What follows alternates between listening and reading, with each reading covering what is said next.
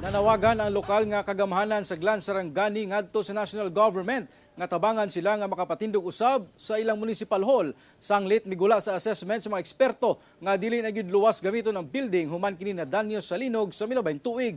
Ani ang report ni Abby Caballero. Human ang pagsuta sa structural integrity sa Glan Municipal Hall dihang nadanyos kini sa magnitude 6.8 nga linog niadtong November 17, 2023 migula sa assessment sa mga eksperto nga dili na gayud kini luwas gamiton tungod sa dagkong liki gikan sa ground floor hangtod sa 5th floor sa maong building.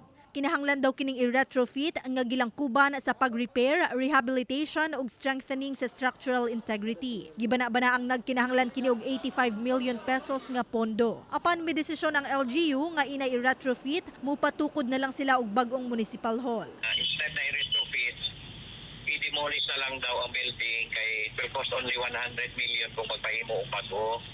So gamay naman lang daw kulang. Gani sa karon nga nakakordon gihapon ang municipal hall, ang assessor's office temporaryong anaa sa public market. Ang uban gihimong opisina ang municipal gym. Kasi paita na gyud namo diri sa Glan.